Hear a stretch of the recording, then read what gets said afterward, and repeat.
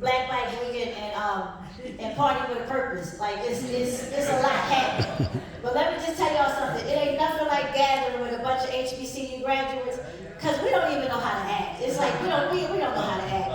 But the most thing I really appreciate about the whole thing is seeing people just love on each other. And so I was happy to be there, but I was even more excited to leave to come be with you guys.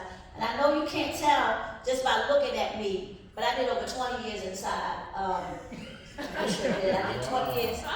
20 years, he said, wow, I did over 20 years inside with a dream killer. I don't know if anybody else has ever been married. I was over 20 years inside, and I got out on good behavior. Him not so much, but I got out on good behavior with my edges in the waistline, so I'm winning. I came back.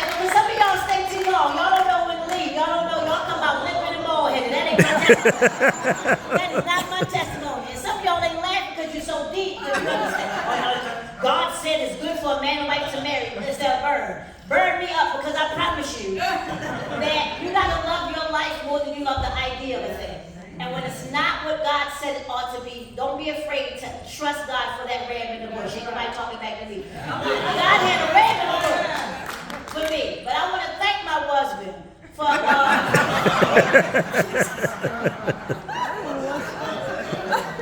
want to thank my husband for these 3 beautiful children. We have 3 amazing children. I want to thank him for that. He gave me 3 beautiful, 2 girls and a boy. My oldest daughter matriculated. Now pay attention, so I'm going to say some things that might not make no sense. She matriculated at Prairie View A&M University down in Texas. I said she matriculated. Just stay there. Ain't nobody say nothing about graduating. I said she matriculated. Y'all know how that HBCU. You get down there, boy, you got 3 credits. You got 3 credits. You've been there 5 years. You got 3 credits. No, but she did 3. She did 3 amazing years there. Was campus queen. Was on the dean's list. And then she's a full-time artist. And you know what you can't be mad at when your children discover who God sent them here to be. And so my daughter pivoted, and I was able to, by the grace of God, with the support of the Black Women's Roundtable, Melanie Campbell, people like Susan, to get her a resource. She was able to earn something called a nano degree in digital marketing. So she was still able to pivot and do some things. Just had her second album come out. I'm proud of her. My baby girl is at Norfolk State University, matriculating, and 3.85 and killing the game. Wow. So I'm proud. But if y'all got a couple dollars, let me hold something, because she wants to walk away from college debt-free and not needing anybody to do it. And she's working hard enough to deserve it. And I'm being very sincere. She doesn't even want my husband to have a hand in it. So y'all, if y'all want to slide some coin to her, I'm give y'all the cash ad or the school, the student account, whatever y'all need to do. Find us some good white guilt, whatever we got to do. But we need a nice little white guilt check. We need a nice little white, no disrespect, we need a nice little white guilt check. And then I have a son. Ain't nobody warned me about boys. He's the cutest little boy you have. I mean, the boys are just adorable, aren't they? When they little, oh my God, you just want to eat their faces there. So, and then they get beards. My son will be 17 by the grace of God next week. He has a full beard and a mustache and a goatee, and his voice dropped. And he was a franchise player for the first 15 years of his life, always with his mom. And now he's taking his talents over to his father's house. Can we just clap right there?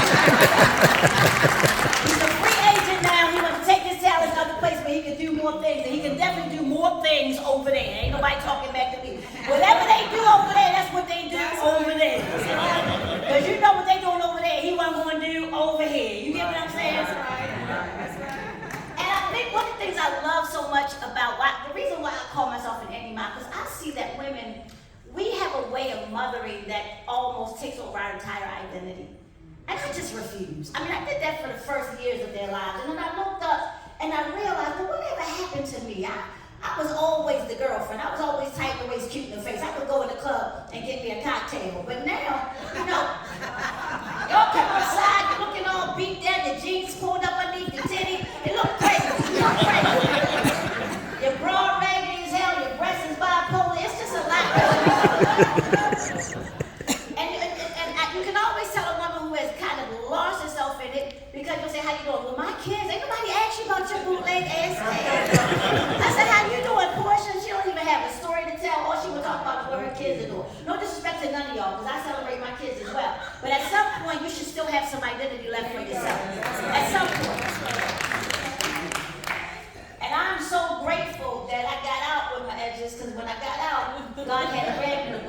Brooklyn. Ain't nobody tell me about these brothers from Brooklyn. You know what I'm saying?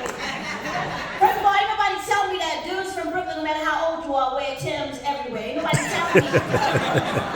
Timberlands everywhere, all year round. But he is an HBCU graduate as well, a veteran, and an amazing writer. I love him very much, but I wanted you guys to hear this and hear this clearly. We have got to do whatever we have to do to take care of ourselves, Black women. That's right. The reason why I want to be, at this point, celebrity, I want to serve greater. Give me Celebrity to Serve to talk about Black women's health equity. I am so sick and tired of us being strong Black women. I'm over it. It's dead. I ain't got nothing to do with that. Y'all gonna be strong by yourself. That's why your edges is gone. You got bald spot. Ain't nobody talking back. You got a bald spot. Your edges is gone, and you got gout because you want to be a strong Black woman. Remember how they used to glorify Black women just getting beat down? And Mama ain't never go to sleep. Mama stayed up all night, made biscuits in the morning, made biscuits at night. Mama had 3 dogs. When Judy got locked up, Mama put the house up. That ain't cute. Ain't none of that cute. You bragging that you beat your mother down. And then you be like, she died of a broken heart. No, she died because y'all wore her ass out. That's not going to be my test. I want to change that narrative about that strong Black woman foolishness. I want us to start doing what we got to do to be here long. You ever notice, you ever see white people live forever? So old white people just walk around, they be like 110, they just be walking around. Places, you see them at the theater, you see them at the opera, they just be walking around, they just talking, happy, got teeth, everything. We'll lose some teeth, y'all know that, right? We come outside with that side teeth. I don't know what it is, that side teeth. I'm like, some y'all, let's go to buy cups, and you buy cups, and you on the hand, you buy cups. God, it's so funny, because right now, all my teeth loose. I'm so mad at God. But I just want us to do whatever it takes for us to be here, be healthy, and be well, to be honest. Like literally, it was early detection that saved my life. I don't want y'all to get to the place, ladies. We over here getting, y'all going to get your tummies done, get your titties fixed, get the same ass. Can we get a variation of the ass? It's the same. How you go to the same? It's the same little ass. And some of them look crazy because they got the little skinny legs and the bubble ass look like the letter P. Don't it look crazy? And I'm not just, I'm all for people doing whatever they got to do to feel healthy. But I'm saying to you, what's the good of having all of this all nice and neat, and then you have high blood pressure, or you have some sort of underlying condition because you haven't gone to get screening? Let me tell you how much I love getting a mammogram. Let me tell you how much. Because I never got a cocktail for none of these right here. This right here, if I took this thing off right now, y'all be sad. There ain't nothing going on underneath. Y'all be like, oh, really? That's what happened. It's nothing to see here. But when I go and get my mammogram, I feel like everybody want to touch me. You know what I mean? I feel like everybody in the place is interested in touching them. You know, and nobody's ever been excited to touch them. Never. And you go in there, y'all know the drip. You take all your stuff off from the waist down, from the waist up, so you feel like something freaky about to happen anyway, right? But with me, it's just like this glorious dance with me and the technician, and they get you in there. Now, mind you, you got to get it all in there. I ain't got that. So they got my whole face on the thing. You know, you got to put your body. See, y'all act like I better go get a man. You got to put your whole self. She said, get close. I'm like, this is all I got. I can't get no closer. And then she said, it's going to hurt. We're going to put you in there. And they try to get it in there. And because it ain't much, she's like, okay, are you okay? I'm like, I'm loving it. Like, so for some reason, I'm really into it. And she like, because she touching me. You know, she really touching me. And she concerned about it. And then she was like, just hold on one second. She called another nurse to come and help because it wasn't enough on the plate. There wasn't enough on the plate. You gonna pull some meat from the back? I don't have enough. This is all I got. She like, just get a little closer. So now I'm on the thing. And then she said to take a deep breath and hold it. And then they mush it. And she like, are you okay? I'm like, absolutely not. But we having a good time. Where we going after this? Oh, we go together now. Now we go together. The point I'm making is, whatever you have to do to be here, that's right. Do it. Absolutely do it. And I'm over us giving a stigma to mental health. If you don't remember anything else about Meshelle, if you don't remember anything about remember that I care about Black women's health equity holistically. Yes. Mental health and your breast health. Why? Because half y'all run around here undiagnosed. You know you off. You know you off. How you gonna mentor somebody and you ain't okay? Or y'all don't want, we ain't gonna talk real, we gonna end it on we gonna be a fairy tale? You know good and damn well there's some people that ain't got no business mentoring nobody till they go get some help. You better go get some help, baby sis. You run around here half off, and we got the wrong language for mental health. You like, he off. That's not a diagnosis. That is not the DSM. He off is not the DSM. She's special. That ain't cute. Black folk be like, he touched. Touched by what? Girl, you better go get that man diagnosed for he killed everybody in the house. And then that's when you be like, girl, I don't know what happened. He was showing you he wasn't well for years. He was showing you he wasn't well. I got out of so I called my husband, I have a couple names for him. I call him Galveston. That's not his name, but that's the last place that the slaves got free. And so, see, y'all don't know about Juneteenth? Listen, I was the last one to get out. Everybody else was out here free, and Galveston was holding me hostage. And so, I am convinced that we need to normalize mental health. Because people show up real good for a little while. And I did over 20 years inside, and me and him was riding. You should see this Bonnie and Clyde. He was killing the game. He met Susie, he met everybody. He was like, I like your friends. I was like, they like you too. And they ain't know that they didn't know that. So if anybody in here is in a hostage situation, just blink. We're going to come get you.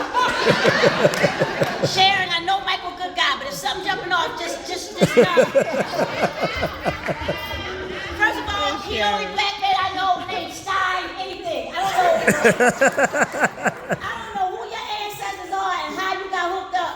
But you better have a mitzvah somewhere around here. That's a good news word for some gifts, some free gifts and money. But I want us to normalize mental health. I want us to get to a place where we don't have a problem getting that. I got diagnosed coming out of my institution with an adjustment. I said at the institution.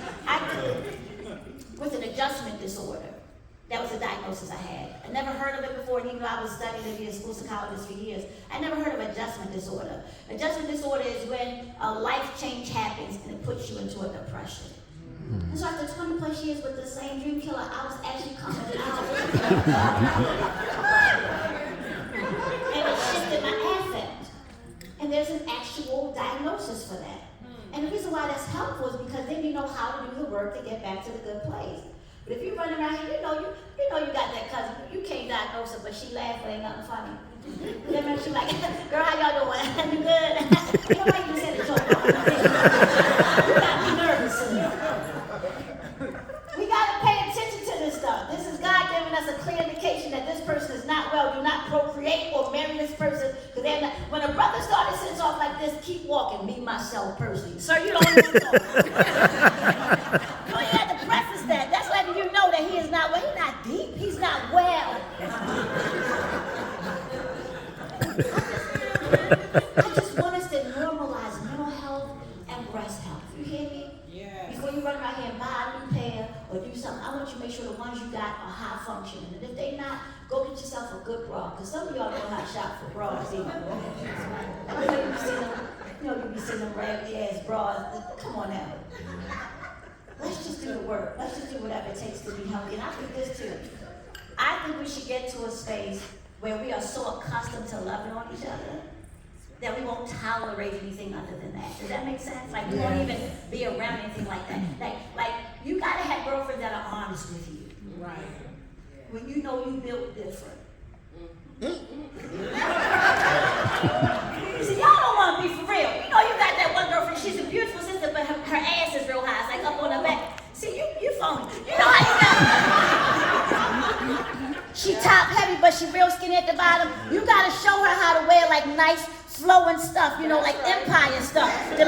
See, y'all not fair. See, y'all the girlfriends let your girlfriend come outside with anything on you. Like, you look good. No, you don't. No, you don't.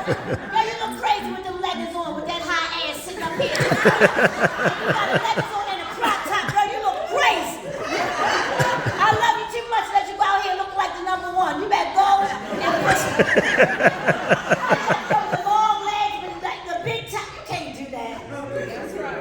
And the same with y'all brothers. Come on now, brothers. Yeah. Come on, brothers. You know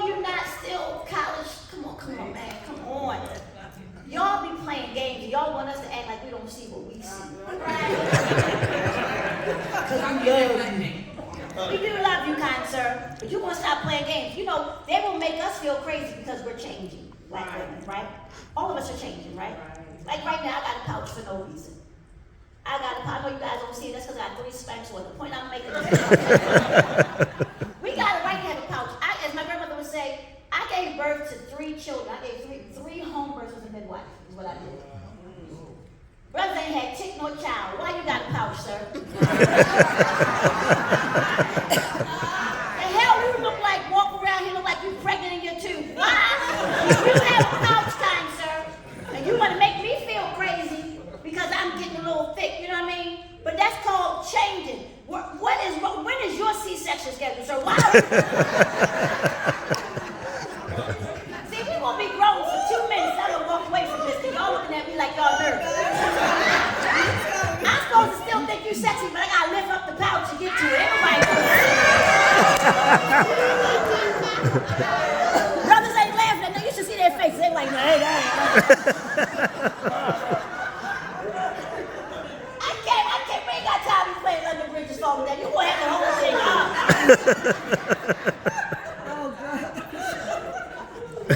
And then you guys will refuse to deal with what's happening here. Now we're gonna talk about it for 2 seconds. What grown man go to the barbershop and ask for the cul-de-sac cut? Pass it down, they slow over here. Pass it down. Who go in there and say, look here, sir, take the middle out? Don't nobody do that.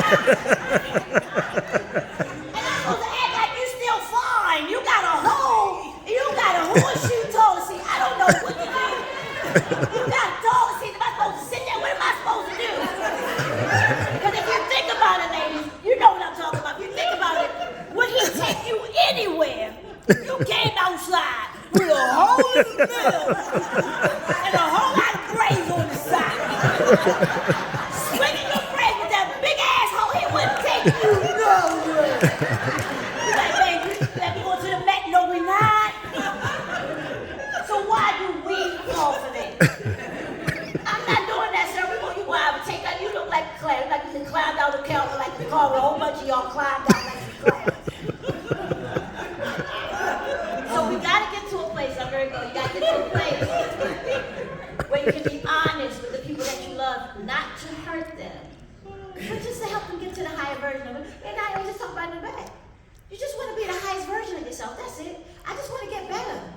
I just want to get better as I go. I don't want to get bitter, and I don't want to be boastful. I just want to get better. Because then I can just be a testimony about, well, I can just walk in the room and shift the energy just by doing the work on myself. That's all I'm saying. See, some of y'all mad because I'm cute. I feel it in my spirit.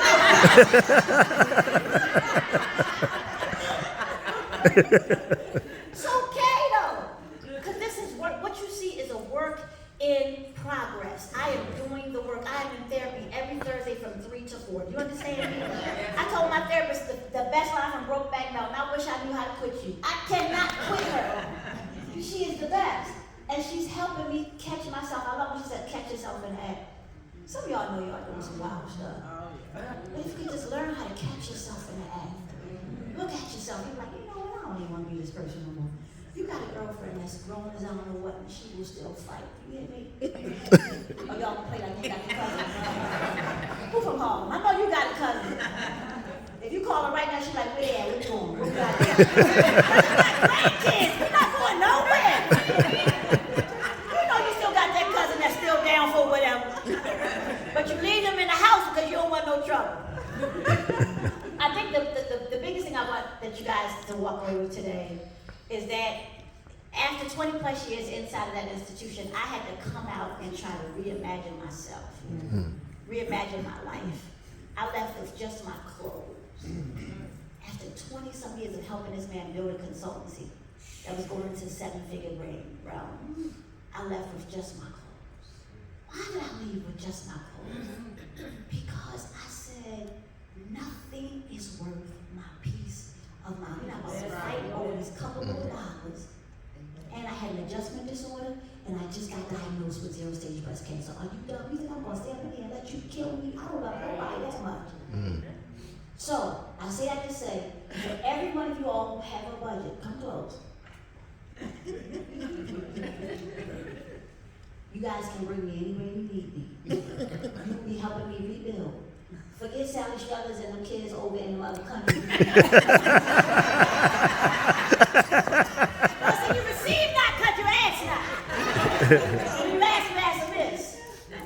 There is something that God has sent me here to do as a funny woman who gave herself to her husband and children for the majority of her comedy career, who is now in a space where I can go anywhere you send me. Anywhere you need me, I can show up. And I promise that I will be on message, and I will do my very best to enhance the work that you're already doing. You're already doing great work, but everybody needs to laugh. And so if you guys ever need me, my agent is here in New York, and I'm being very sincere. I need you guys to help me rebuild, to reimagine, to show my children that when you are fierce, faithful, and fearless, that God will send you allies that will pour back into you and help you get to the place where God has called you to be. And that's why I said what I said today. I'm being very, Susan knows, I'll call Susan and say, some of y'all don't know how to ask right. Y'all don't know how to ask. I'm going to go on this. You don't even know how to ask what kind of man you want. Well, partly, y'all can say it's a great Lord bless me with a man. That's dumb. That's all you're going to get. Is a man. I was so specific with God that when the brother came from Brooklyn, I knew God had sent him. I said, Lord, bless me with the Holy Ghost filled, fire baptized, Bible living, Bible reading, direct deposit. Well, he got direct deposit, but direct deposit. Blue Cross Blue Shield, Kaiser Permanente, stash account. Thug.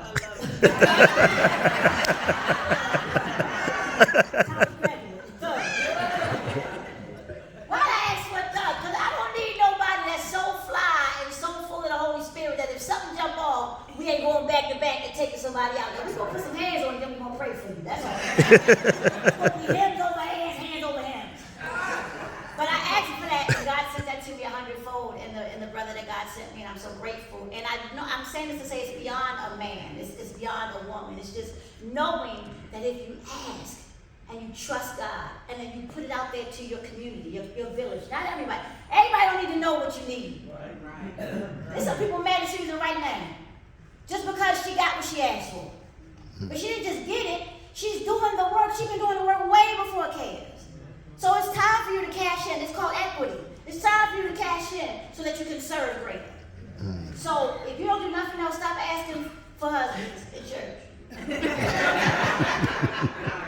Y'all are like, that ain't right. Don't ask for husbands in church. And don't be ashamed that you're going through some stuff like right now. For no reason. Some of y'all hot. I know you're hot. I can look at y'all and tell you that. Don't feel ashamed about that. Right now, some of y'all real hot, just real moist for nothing. One of y'all want to cry for no reason at all. When you get home, you sleep, you're going to be wide awake. You just don't even worry about it. It's okay that we are changing, right?